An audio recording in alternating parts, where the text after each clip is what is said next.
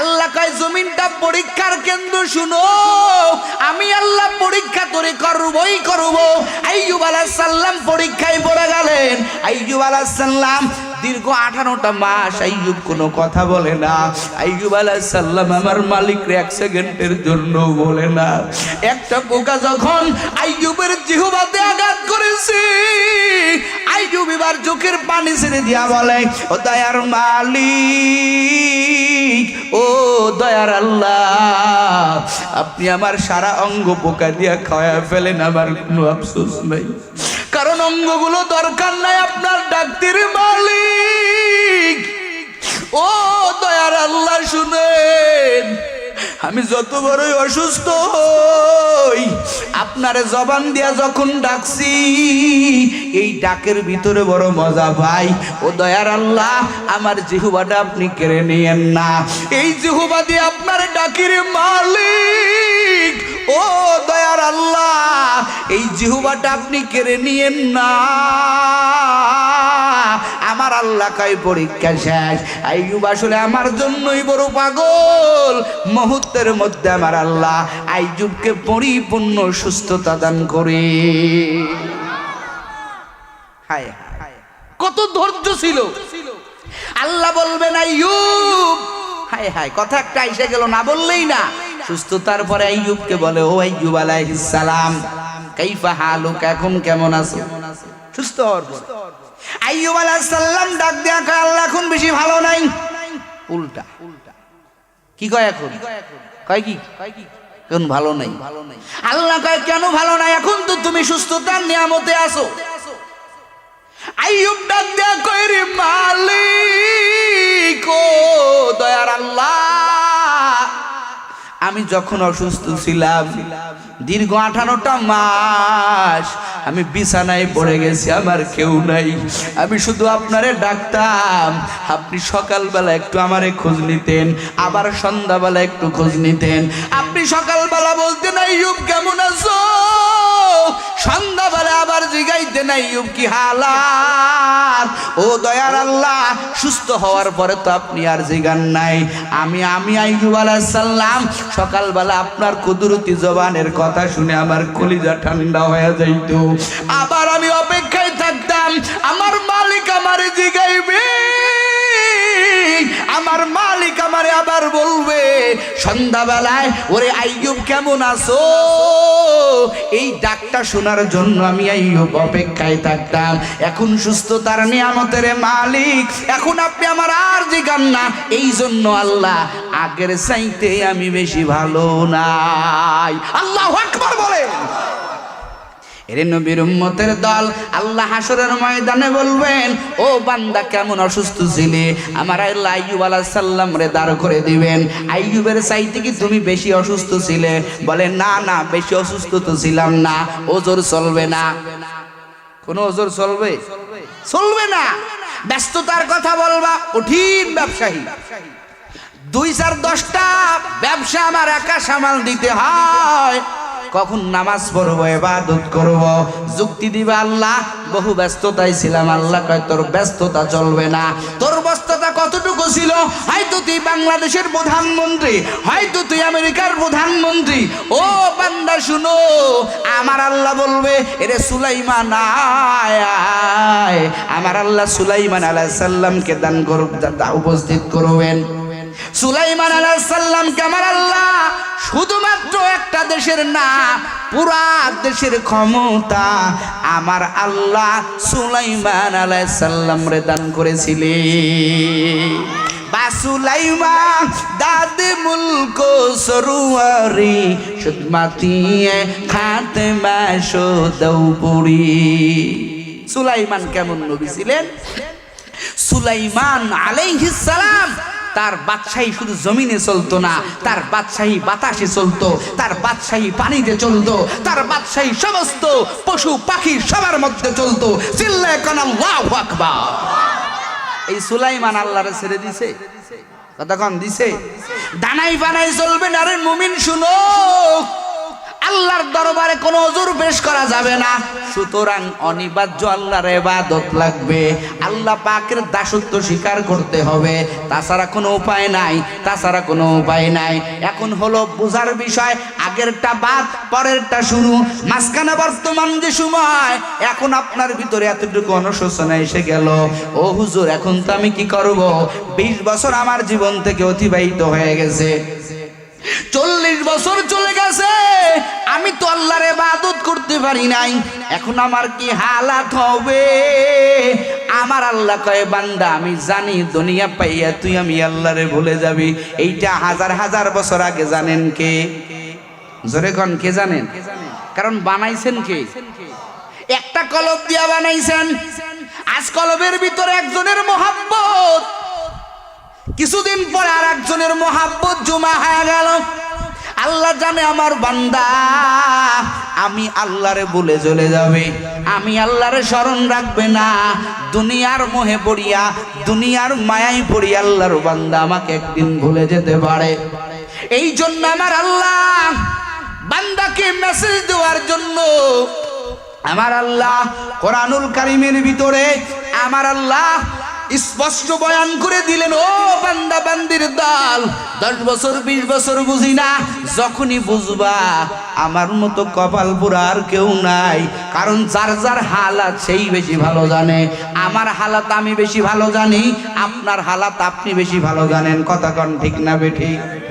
আমার আল্লাহ পাক জানে আমার বান্দা একদিন বুঝবি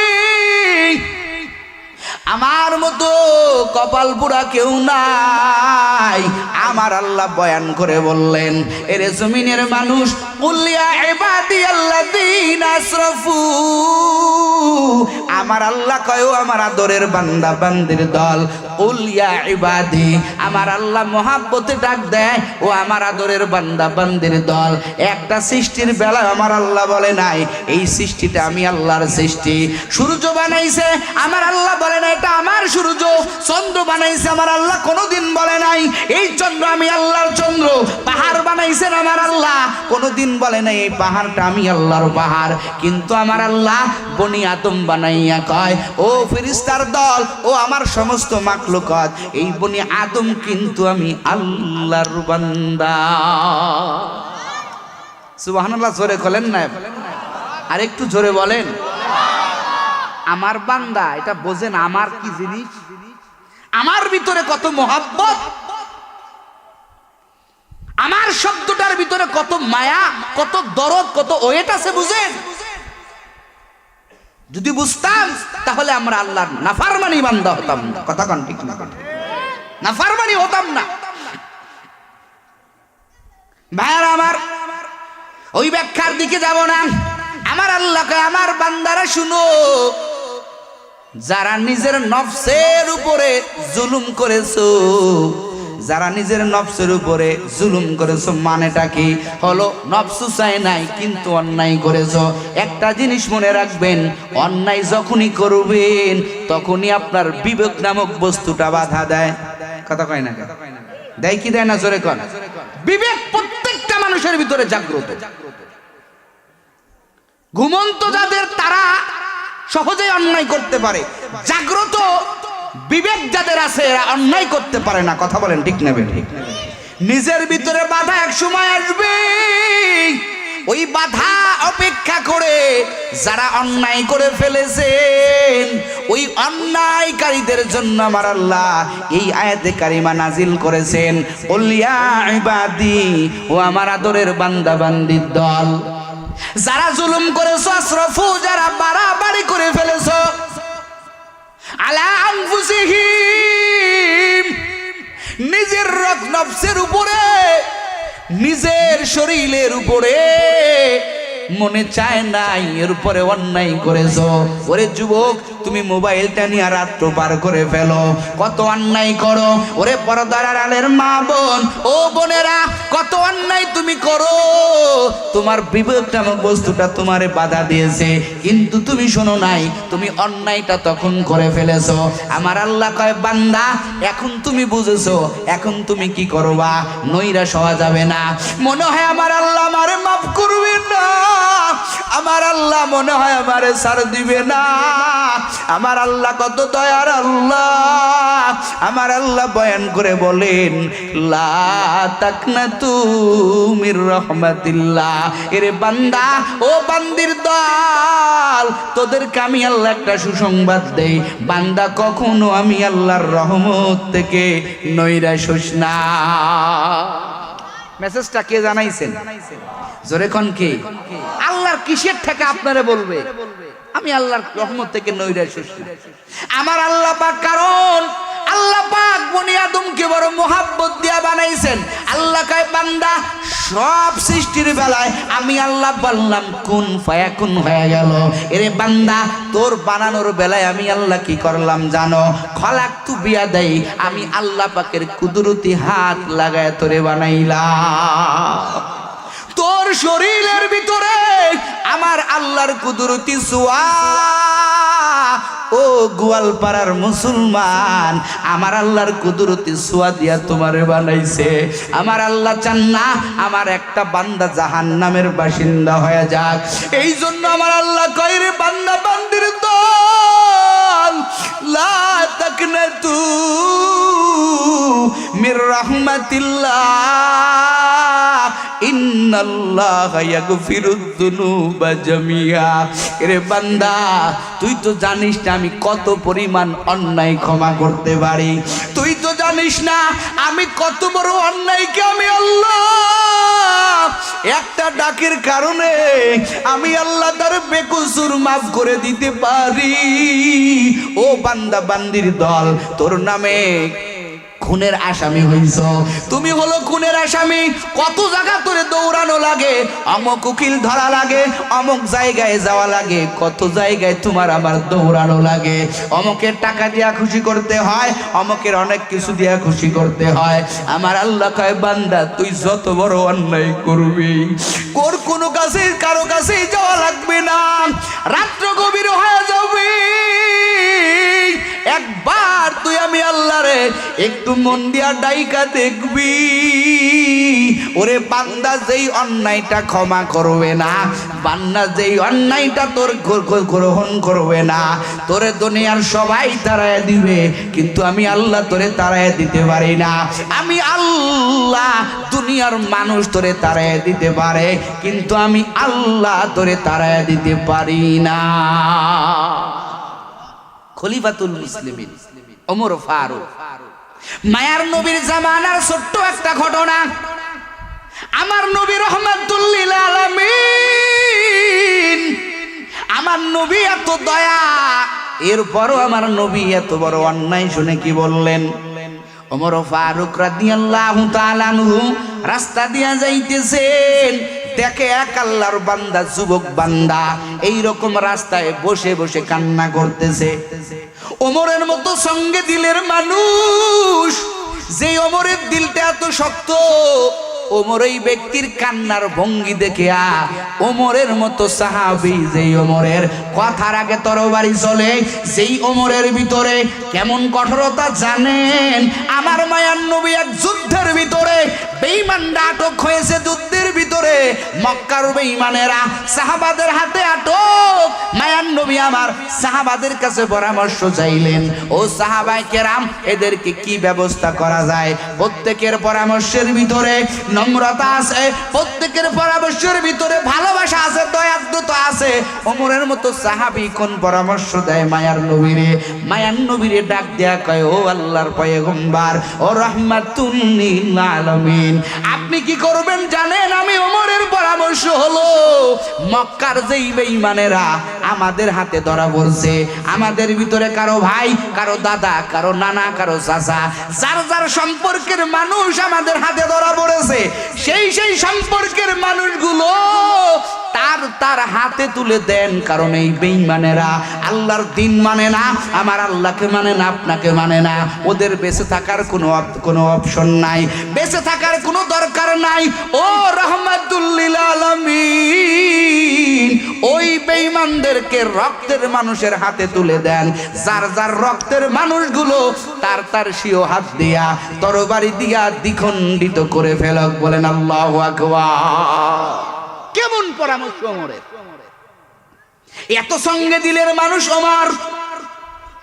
সেই ওমর এক যুবকের কান্না দেখে নিজেও চোখের পানি ঝরাইতেছে। সুবহানাল্লাহ। যুবকরে ডাক দিয়া ওমর ফারুক বলতেছেন, ও যুবক, তোমার কান্না এত করুণ, আমি ওমরের মতো সাহাবী সহ্য করতে পারি না। মা ইউবুকি কাইয়া সাবুন, ও যুবক ভাই রে, কিসের কারণে তোমার এত কান্না আসে বলো। ওই যুবক বলতেছে, রে উমর, তোর কাছে ব্যক্ত করে কি হইবে। ও উমর, আমি আমার মনের মায়ার কথা, মনের দুঃখের কথা তুমি যদি আমার একটু নিয়া রহমাতুল লিল আলামিনের কাছে যাও, আমি রহমাতুল লিল আলামিনের কাছে ব্যক্ত করব। কারণ আমার মনের দুঃখ এর ওমর তুই দূর করতে পারবি না, আমার মনে হয় রহমাতুল লিল আলামিন পারবে। কারণ তার ভিতরে আমার আল্লাহ অনেক মায়া দিয়েছেন। খলিফাতুল মুসলিমিন হযরত ওমর ফারুক রাদিয়াল্লাহু তাআলা আনহু বলে, যুবক রে, ইমশি মাই আমার সাথে চলো, ইমশি মাই আমার সাথে চলো, আমি তোমাকে রহমাতুল লিল আলামিনের কাছে নিয়ে যাব। কারণ তোমার কান্নার কথা, কান্নার সিস্টেম আমি সহ্য করতে পারি না। না জানি তোমার হৃদয়ের ভিতরে কি জানি এক হৃদয় বিতরক ঘটনা জমা হয়ে গেছে। ওমর ওই লোকটাকে নিয়ে মায়ার নবীর দরবারে চলে গেলেন।